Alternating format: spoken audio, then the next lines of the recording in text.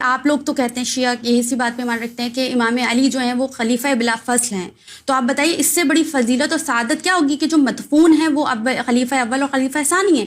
مطلب اتنا بڑا مقام ہے کہ رسول اللہ کے برابر میں مدفون ہونا، اور آپ نے جو ہے بلا فصل خلیفہ کسی اور کو بنایا ہوا ہے۔ تو اگر اللہ نے کسی کو شرف بخش دیا ہے، اتنی بڑی سعادت دی ہے، تو دیکھیں یہ سعادت جو ہے وہ انسان کی اختیاری ہے، یہ زبردستی کی لی ہوئی سعادت ہے۔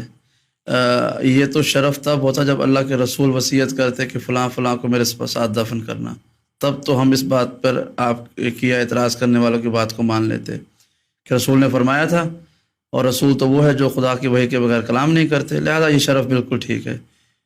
لطف کی بات یہ ہے کہ اعتراض کرنے والے فدق کے معاملے میں سوال کرتے ہیں کہ یہ زمین جو ہے وہ وراثت میں چلی گئی تھی، نبی وارث نہیں بناتے، تو یہ تو سوال پھر ان کے گلے کا پھندا بن جائے گا کہ یہ دو افراد جو تھے حاکم اول اور حاکم دوم، یہ کس حیثیت سے حجرہ رسول میں دفن ہوئے؟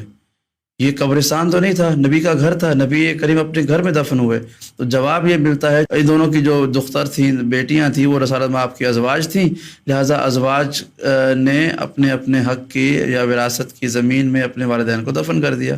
یعنی کمال کی بات ہے، سیدہ کی باری میں نبی کی وراثت نہیں ہوتی ہے، بیوی کی باری وراثت بن جاتی ہے۔ تو یہ تو ان افراد کا دفن ہونا بھی نبی کے قریب جسٹیفائی نہیں کر سکتے شرعی طور پر۔ ہماری شریعت تو یہ کہتی ہے کہ اگر آپ جس کی زمین پہ کھڑے ہوں اگر وہ راضی نہ ہو تو آپ وہاں پر نماز نہیں پڑھ سکتے، ان کے پانی سے آپ وضو نہیں کر سکتے، اس پہ آپ چل نہیں سکتے اگر وہ زمین کا مالک راضی نہ ہو۔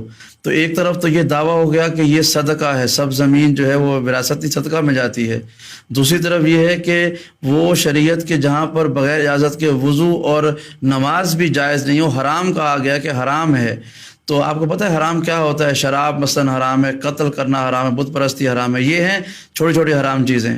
تو اسی طرح سے غصبی جگہ پر نماز پڑھنا یا غصبی جگہ پر سے پانی حاصل کرنا یہ بھی حرام ہے۔ تو جب حرام جگہ پر بغیر اجازت کسی زمین پر پانی سے وضو جائز نہیں ہے تو بغیر نبی کی مرضی سے دفن ہونا تو یہ بڑا مسئلہ بن جائے گا۔ اس یہی وجہ ہے کہ بہت سے افراد اس شرف کو شرف کہتے ہی نہیں ہیں، خاموش ہیں، کیونکہ اگر یہ سوال آیا تو کہ دفن ہوئے کیسے، کس کی وجہ سے دفن ہوئے؟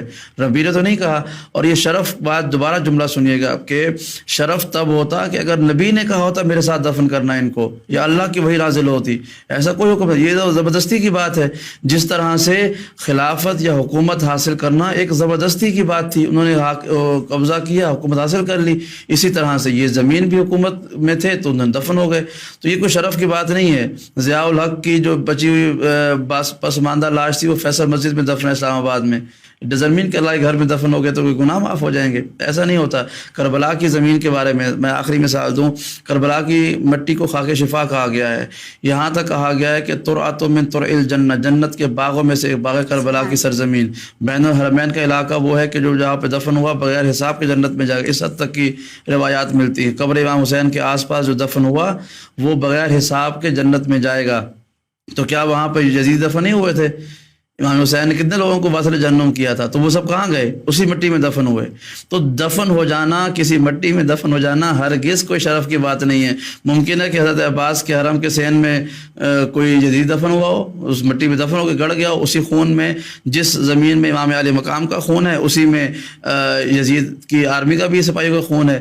تو یہ شرف اللہ کو پتہ ہے کہ سلام کے مستحق کون ہیں، تو اس لیے حسین ابن علی کے خون کو سلام کیا گیا ہے، یزید کے سپاہیوں کے خون کو سلام نہیں کیا، لعنت بھیجی گئی ہے۔ تو زمین شیئر کر لینے سے، اشتراک کرنے سے کوئی فرق نہیں پڑتا، ورنہ کل کو ساری یزیدی فوج جو کربلا میں ماری گئی امام حسین کے ہاتھوں یا دیگر اصحاب حسین کے ہاتھوں، وہ بھی کہیں گے کہ بھائی دیکھو ہم تو اتنے اچھے ہیں کہ اصحاب حسین کے ساتھ دفن ہوئے ہیں۔ تو یہ زمین کچھ نہیں، زمین کے ساتھ دفن ہو جانا، زمین شیئر کر لینا، یہ کوئی پرابلم نہیں ہے۔ ہارون رشید قاتل امام موسیٰ کاظم، آپ کو پتہ ہے کہاں دفن ہے؟ حرم امام موسیٰ کاظم میں، قتل کیا، شہید کیا، بے دردی سے شہید کیا امام کو، لیکن دفن بھی امام حسین کاظم کے ساتھ ہوا. اور پھر وصیت کیا کہ میں نے خواب میں دیکھا ہے کہ امام حسین کاظم جنت کے دروازے پہ کھڑے ہوئے ہیں اور میں جہنم کی طرف جا رہا ہوں، تو مجھے آواز دے کے بلایا، میں نے آواز دی تو انہوں نے کہا کہ یہ میرے چچا کا بیٹا ہے، میرے پاس آنا. تو یہ سب بکواس اس نے کی. اور پھر کیا ہوا، دفن کہاں کیا؟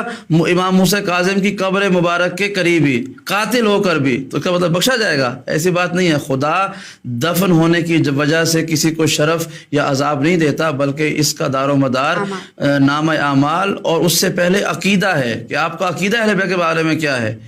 تو جس کا عقیدہ اہل بیت کے معاملے میں اسٹریٹ ہوگا وہ دفن کہیں پر بھی ہو جائے.